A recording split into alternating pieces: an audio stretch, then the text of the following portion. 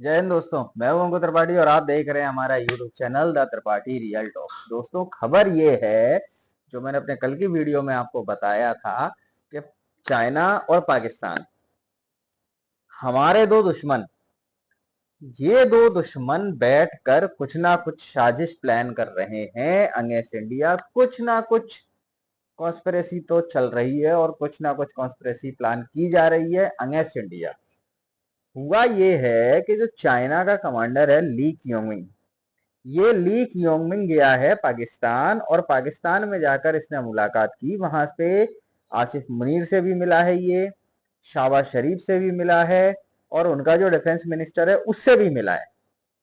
अब देखो, बात क्या है, पाकिस्तान के डिफेंस मिनिस्टर को तो आप छोड़ दो, उसकी तो कोई औकात ही नहीं है, उसकी तो कोई वैल्यू ही नहीं है। मैं आपको क्लियर कर पा रहा हूँ। डिफेंस मिनिस्टर होता है who take care of army, simple. Who takes care of army, that is a defence minister. भाई जो हमारे यहाँ होता है, जो राजनाथ सिंह है। लेकिन पाकिस्तान में क्या होता है कि पाकिस्तान में डिफेंस मिनिस्टर होता है नाम का, तो उसको तो हम नेग्लेक्ट कर देते हैं, उसको तो हम मानते ही नहीं है। क्योंकि आसिफ मुनीर जब बैठा है तो डिफेंस मिनिस्टर की इतनी औकात थोड़ी है कि आसिफ मुनीर के से जाके सवाल पूछ लेगा। भाई 2 मिनट में सीधा कर देगा आसिफ मुनीर इसको, ठीक है। तो दोस्तों, हुआ क्या है कि ये ली क्योंगमिंग वहां गया और वहां जाकर इसने मुलाकात की। अच्छा, जो खबरें वहां से निकल कर आ रही हैं वो ये आ रही हैं कि इन लोगों ने बैठकर मीटिंग करी। मीटिंग में ये बात हुई है कि भैया हमारे जो इश्यूज हैं, जो कॉमन इश्यूज हैं, उन पर हमें ध्यान लगाना पड़ेगा, उन पे हमें फोकस करना पड़ेगा। We have to take care of the those common issues. अब अगर मैं बात करूं चाइना का और पाकिस्तान का, इन दोनों का कॉमन इशू क्या है? इन दोनों का कॉमन इशू इंडिया है, बिकॉज दोनों की इंडिया से नहीं बनती। और अब हिंदुस्तान वो 62 और 65 वाला हिंदुस्तान तो है नहीं भाई, वो 2024 का हिंदुस्तान है। अब तो हम चाइना को आंखों में आंखें डाल के बात करते हैं और पाकिस्तान की औकात नहीं होती। ठीक है जी। तो ये सारी अब वहां पे बैठ के कॉन्स्पिरेसी हुई है। अब इन लोगों ने कुछ बात की होंगी, क्योंकि रिसेंटली आपको पता है कि चाइना आज की डेट में बहुत ज्यादा डिप्लोमेटिक खेल रहा है। डिप्लोमेटिक क्या खेल रहा है कि भाई, कभी तो उसका जो एम्बेसडर है, जो चाइनीज एम्बेसडर टू इंडिया, वो कभी अपने ट्विटर अकाउंट पे ऐसा वीडियो ट्वीट करता है जिसमें ये दिखाया जाता है कि एक चाइनीज लड़की की परवरिश बचपन से लेकर और बड़े होने तक इंडिया में हुई, बेंगलोर में हुई। और हमारे यहाँ के जो ट्रेडिशंस हैं वो काफी सारे सिमिलर हैं चाइना के साथ। बेसिकली उन चीजों को करने का तरीका अलग अलग हो सकता है, लेकिन हाँ, ट्रेडिशंस एक ही हैं। तो ये सारी कुछ न्यूज हैं जो आजकल चाइना कर रहा है। अच्छा, दूसरा, वो कई बार न्यूज उसमें अपना जो उसका वो एक पपेट है, चाइनीज न्यूज़पेपर, उसमें कई बार निकलवाता है कि भाई इंडिया से हम बात कर रहे हैं कि अपन जो फ्लाइट ऑपरेशन है ये चालू किए जाएं। भाई कार्गो प्लेन जा रहे हैं बट पैसेंजर प्लेन नहीं आ रहे हैं, ऐसा ये सारी बातें निकाल रहा है। कई बार निकालता है कि भाई इंडिया में जो ग्रोथ हो रही है, इंडिया में जो मैन्युफैक्चरिंग ग्रोथ है, इंडिया में जो प्रोडक्शन है, इंडिया में जो हार्डवेयर मैन्युफैक्चरिंग है, और इसमें काफी अच्छा ग्रोथ हुआ है, इसमें इंडिया की तारीफ करता है। तो यहाँ पे अगर देखा जाए तो वो ऐसे प्ले करता है जैसे वो इंडिया के साथ बहुत अच्छे रिलेशंस बनाना चाहता है, बहुत अच्छी एक मित्रता निभाना चाहता है। लेकिन वहीं अगर मैं बात करूं तो वो पाकिस्तान के साथ डील करने लगता है, और वो भी उस मुल्क के साथ जो हमेशा इंडिया के एंटी रहा है। पाकिस्तान ने कभी इंडिया का भला नहीं सोचा। हाँ, इंडिया ने एक बार को पाकिस्तान का भला सोच लिया होगा। हमने तो पाकिस्तान को दिया भी था बेस्ट फेवर्ड नेशन का, हमने उसको अवार्ड दिलवाया था। उसको अवार्ड क्या दिलवाया था, मतलब उसको एक एक टाइटल दे दिया था इंडिया ने कि भाई हमारे लिए best favoured nation in terms of business is Pakistan, है ना। लेकिन पाकिस्तान ने कभी ऐसा नहीं किया। इनफैक्ट जो जो हम लोग एक प्रोजेक्ट कर रहे हैं जिसके थ्रू हम यूरोप से जुड़ रहे हैं, by by sea and by land, उसको भी उसने अपने यहाँ से, अगर वो यहाँ से अपने अंदर से जाने दे रहा होता, जाने देता, तो उसका भी फायदा होता और हमको भी थोड़ी कॉस्ट कम पड़ती। बट उसने ऐसा नहीं किया। लेकिन कोई बात नहीं, इंडिया ने दूसरा अल्टरनेटिव निकाल लिया, ठीक है। तो अब ये लोग वहां बैठकर, मुद्दे पे आता हूं मैं, अब ये लोग वहां बैठकर इंडिया के खिलाफ कॉन्स्पिरेसी कर रहे हैं। और ये मान के चलिएगा आपके आने वाले कुछ दिनों में, ये आज मैं आपको कह दे रहा हूं, आने वाले कुछ दिनों में, 6 महीने बाद, 1 साल बाद, कुछ ना कुछ न्यूज आपको सुनने को मिलेगी अच्छा, दूसरा काम क्या है कि यहाँ पे एक तो ये हो सकता है, दूसरा ये हो सकता है कि भाई अब चाइना ने देख लिया कि एलएसी पे, लाइन ऑफ एक्चुअल कंट्रोल पे, जितना हैवी डिप्लॉयमेंट चाइना करता है उतना हैवी डिप्लॉयमेंट इंडिया भी करता है। आप समझ रहे हो?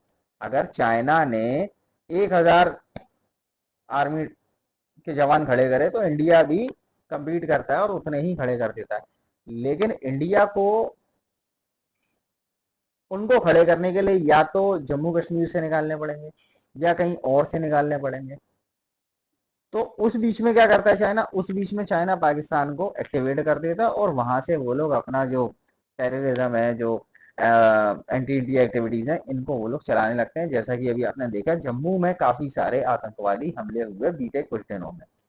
तो ये सारा जो एक चक्रव्यूह है ना, ये इसको इसको रचने वाला चाइना है। और इसीलिए जो इन लोगों की मीटिंग हुई है ना, इसीलिए इस पर जो एक गहरी नजर बना के रखनी चाहिए इंडिया गवर्नमेंट को और आईबी को। और उम्मीद करता हूँ वो लोग कर भी रहे होंगे यार, मेरे मेरे बोलने से पहले उन लोगों ने कर लिया होगा, because they are such active guys, और इस चीज में तो वो बहुत आगे रहते हैं। अच्छा, अब यहाँ पे क्या हुआ है देखो, चाइनीज एम्बेसडर वहां गया और चाइनीज एम्बेसडर का जो स्वागत किया, वो चाइनीज अपना कमांडर, इसका जो, माफी चाहता हूँ, चाइनीज कमांडर वहां गया, इसका जो स्वागत हुआ है ना भाई, वो एक खूनी होली के साथ हुआ है। और खूनी होली खेली गई है पाकिस्तान के अंदर, वो खेली है बलूचिस्तान वालों ने।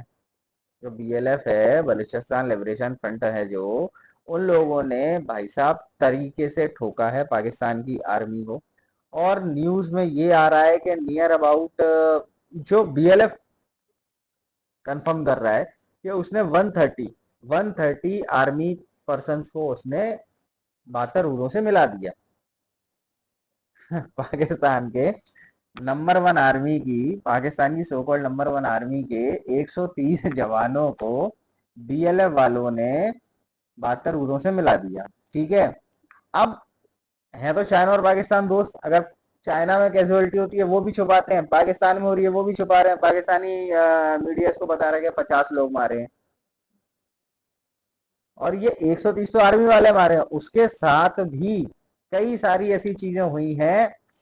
आप देखोगे मार्च में भी, फरवरी मार्च में भी बलूचिस्तान वालों ने यही कहा था कि एक इलाके पर पूरा 48 आवर्स टू 72 आवर्स उनके कब्जे में रहा था और पाकिस्तान की आर्मी की हिम्मत नहीं हुई थी वहां पे कुछ करें।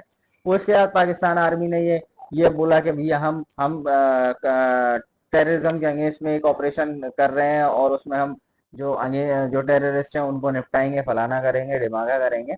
बलूचिस्तान वालों का कहना है कि ये उस ऑपरेशन के नाम पे बलूचिस्तान के जो लोग उन चीजों में इन्वॉल्व भी नहीं है ना, उनको भी निपटा रहे हैं, बेफिजूल में निपटा रहे हैं। और अगर जब तक पाकिस्तान ये बंद नहीं करेगा तब तक हम इनको इसी तरीके से निपटाते रहेंगे, ये कहना है बलूचिस्तान का। और इसी वजह से उन्होंने 130 तो आर्मी ऑफिशियल्स निपटाए हैं।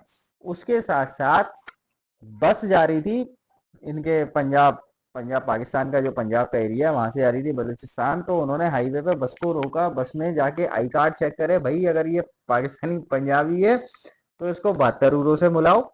और उन्होंने मिलाया, नियर अबाउट 22 या 23 लोग उन्होंने ऐसे मारे। तो इस समय देखा जाए तो अच्छा खासा टोकम पीटी वाला सिलसिला चल रहा है पाकिस्तान में। और चाइनीज एम्बेसडर का, चाइनीज कमांडर का स्वागत भी उन्होंने ऐसे ही किया है। अब हो क्या रहा है देखो, बलूचिस्तान वाला जो मुद्दा है, ये मुद्दा काफी पुराना है। और मैं ये कहता हूँ कि दूसरे की बर्बादी पे जश्न मनाने वाले जो लोग होते हैं, उनके घर में किसी ना किसी दिन बर्बादी होती है। कुल मिला के ये है कि जिनके घर शीशे के होते हैं ना, उनको कपड़े अंधेरे में बदलने चाहिए। समझ रहे हो आप बात? या आप ये कह सकते हो कि जिनके घर शीशे हैं उन्हें दूसरे के मकान पर पत्थर नहीं फेंकना चाहिए। पाकिस्तान ने यही करा बांग्लादेश का। पहले उन्होंने बांग्लादेश के ऊपर अत्याचार किए, जब बांग्लादेश अलग हो गए तो अब वो बांग्लादेश उनके दुश्मन हो गए। मुजीब वहां पे तख्ता पलट हुआ तो इन लोगों ने खूब खुशियां मनाई, खूब भंगड़े डाले। ये बेसिकली देखा, ये जाहिल कौम है, ये जाहिल कौम है। अब क्या हो रहा है, जब इन्हें भंगड़े डाले उसके बाद अब बलूचिस्तान में इनके साथ वही हो रहा है। इन्होंने बलूचिस्तान पे कब्जा करा 1948 में, इन्होंने इलीगल तरीके से बलूचिस्तान पे कब्जा कर लिया था। और तब से वहां पे जितने रिजर्वायर्स हैं और जितनी मिनरल्स हैं वहां पे, उन सबको ये लोग यूज कर रहे हैं और बेसिकली वहां की चीजें निकाल के फायदा पहुंचा रही हैं पंजाब को, जो पाकिस्तान का पंजाब है, पाकिस्तानी पंजाबी जो हैं उन लोगों को ये फायदा पहुंचा रहे हैं। और बलूचिस्तान में देखा जाए तो वहाँ भाई ना तो पीने का साफ पानी है, ना मेडिकल फैसिलिटीज हैं, ना स्कूल्स हैं, ना यूनिवर्सिटीज हैं, रोड नहीं है ढंग की। वो बेचारे, मैं एक दो वीडियो देख रहा था कुछ समय पहले, देखा जाए तो जो गड्ढों में जो अपने जिसको कीचड़ कहा जाता है ना, भरा हुआ पानी जो था, उस पानी को वो लोग पी रहे थे और उस पानी से बीमार हो जाते हैं। और बीमार होने के बाद उनके पास मेडिकल फैसिलिटीज नहीं है, तो अब भाई जो कुछ है वो तो आ जाते हैं वहाँ पाकिस्तान पंजाब में और अपना ट्रीटमेंट करवा लेते हैं। बट 100 में से 5 लोग, 95% वहीं मर जाते हैं। तो ये सारी चीजें हैं, बलूचिस्तान से ही आप चीजें निकाल रहे हो, उन्हीं को फायदा नहीं दे रहे हो, तो ये भी था। दूसरा, इलीगल वहां के लोगों को कैप्चर किया जाता है, इलीगली जेनोसाइड किया जाता है। तो ये सारी चीजें थी। अच्छा, एक दो रिपोर्ट्स ये भी थी कि बलूचिस्तान की जो लेडीज थी, जो नर्स थी, उनके साथ पाकिस्तानी आर्मी वालों ने रेप किए थे। और ये तो इनकी पुरानी फितरत है, जो इन्होंने बांग्लादेश में किया वही इन्होंने बलूचिस्तान में किया है। तो अब कहते हैं ना कि जुल्म की एक इंतहा जब हो जाती है ना, उसके बाद जुल्म करने वाले को मिटाया जाता है, और अब बलूचिस्तान वही कर रहा है। पाकिस्तान ने अपनी इंतहा पार कर ली है और इसीलिए अब पाकिस्तान में एक सिविल वॉर का माहौल बन चुका है। ठीक है दोस्तों, बट हमें नजर रखनी होगी कि भैया चाइनीज क्या कर रहे हैं। और मैंने आपसे जैसा पहले भी कहा है, एक चीज कभी मत भूलिएगा कि हिंदी चीनी भाई भाई बोलकर हिंदुस्तानियों की पीठ में छुरा घोंपने वाले यही चाइनीज है। पंचशील एग्रीमेंट को तोड़ने वाले, पंचशील एग्रीमेंट को तोड़ने वाले यही चाइनीज है। तो हमको भी अब कुछ ना कुछ इनिशिएटिव लेना है। इंडियन गवर्नमेंट ले रही है, दैट्स गुड, अच्छी बात है। वी एज अ सिविलियन हमको भी है, और वी एज अ इंडियन हमको भी एक स्टेप लेना है। प्लीज बॉयकॉट चाइनीज प्रोडक्ट्स, अपने घर से निकालिए, उनको बॉयकॉट कीजिए। अगर आपको मेरी ये वीडियो पसंद आई हो तो मिलता हूँ आपसे नेक्स्ट वीडियो में। अब मेरी इस वीडियो को ज़्यादा से ज़्यादा दोस्तों के साथ शेयर कीजिएगा और चैनल को सब्सक्राइब कीजिएगा, मेरी वीडियो को लाइक कीजिएगा। और जो भी मेरे दोस्त मेरे वीडियोस को देखते हैं और वीडियो देखकर चले जाते हैं, उनसे रिक्वेस्ट है कि प्लीज़ चैनल को सब्सक्राइब कीजिएगा। मिलता हूँ आपसे नेक्स्ट वीडियो में, तब तक के लिए जय हिंद, जय भारत।